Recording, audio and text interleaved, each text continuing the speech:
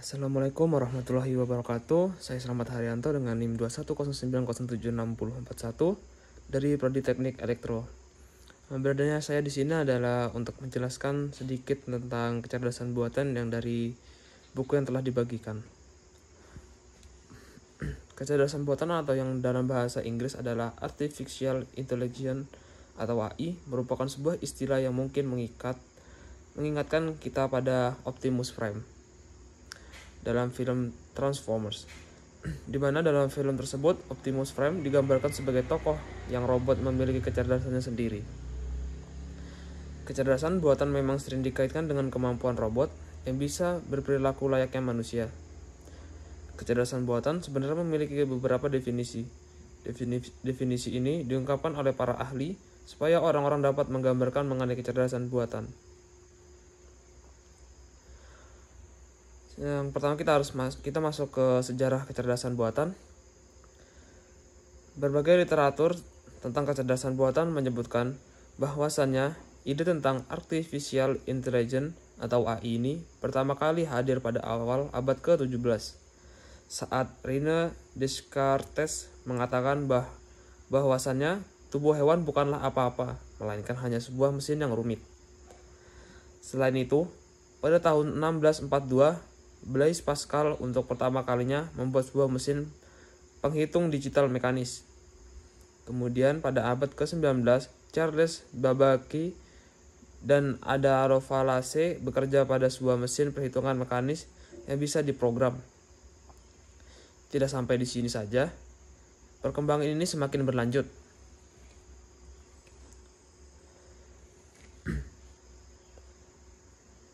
Bertrand Russell dan Alfred North Whitehead menerbitkan sebuah prinsip matematika yang bisa merombak logika formal. Selain itu, pada sekitar tahun 1943, Warren McCulloch dan Walter Pitts juga menerbitkan kalkulus logis gagasan yang tetap dan dalam aktivitas, yang meletakkan dasar sebagai awal mula dari sistem jaringan syaraf. Pada tahun 1950-an merupakan periode yang aktif dalam AI. Pertama kali program AI bekerja pada tahun 1951 yang digunakan untuk menjalankan mesin Ferranti atau juga Ferranti Mark I yang ada di University of Manchester atau UK. Sebuah program permainan naskah yang ditulis Christopher Stacey dan program permainan catur yang dibuat Dietrich Prince. Istilah kecerdasan buatan dibuat oleh John McCarthy pada konversi pertama yang diadakan pada tahun 1956. Selain itu, John juga menemukan sebuah bahasa pemrograman Lisp. Alan Turing juga memperkenalkan sistem yang bernama Turing Test. Sistem ini digunakan untuk menjalankan tes perilaku yang cerdas. Joseph Weizenbaum membuat ELIZA. ELIZA merupakan sebuah chatbot yang menerapkan sistem psikoterapi Rogerian. Sedangkan pada tahun 1960-an, pada tahun 1970, Joel Moyes mendemonstrasikan kekuatan dari pertimbangan simbolis untuk menggabungkan masalah di dalam MAXMA. MAXMA merupakan sebuah program yang matematika yang sukses untuk pertama kalinya. Seymour Papert dan Marvin Minsky menerbitkan Perceptrons. Perceptron ini dapat mendemonstrasikan batas dari jaringan syaraf yang sederhana.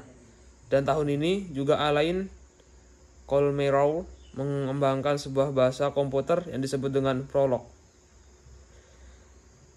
Ted Sorliff mendemonstrasikan kekuatan sistem yang berbasis aturan untuk representasi, eferensi, dan pengetahuan dalam terapi dan diagnosa yang dipercaya sebagai sistem dari pakar utama. Hans Moravec membuat sebuah kendaraan komputer controller pertama yang bisa digunakan untuk mengatasi masalah jalan yang mempunyai rintangan dengan sendirinya. Sedangkan untuk jenis-jenis kecerdasan buatan yaitu dalam perkembangan dari kecerdasan buatan, AI dapat dikelompokkan menjadi beberapa kelompok.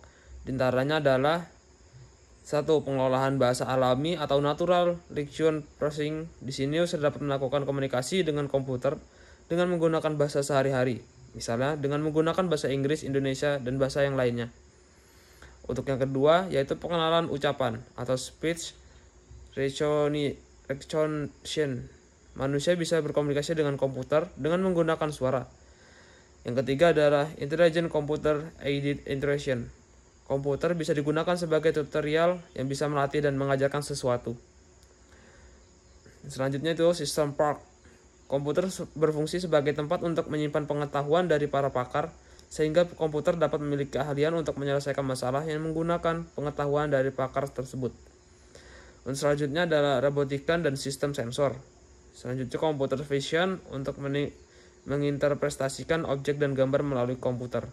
Untuk selanjutnya adalah soft computing, dan yang terakhir adalah game playing. Soft computing adalah sebuah pembaharuan dalam bidang pembangunan sistem yang cerdas, yaitu sistem yang memiliki keahlian sama halnya manusia dalam bidang tertentu. Kemudian mampu belajar dan beradaptasi supaya dapat bekerja dengan baik apabila ada perubahan tertentu yang terjadi pada lingkungan. Selain itu, soft computing dapat menginterpretasikan akan adanya toleransi terhadap ketidakpastian, ketidaktepatan, kebenaran parsial untuk dapat dikendalikan serta diselesaikan dengan mudah, akan sesuai dengan kenyataannya.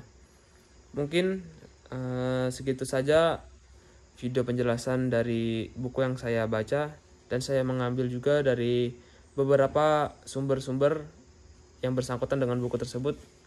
Sekurang lebihnya sekian dan terima kasih. Wassalamualaikum warahmatullahi wabarakatuh.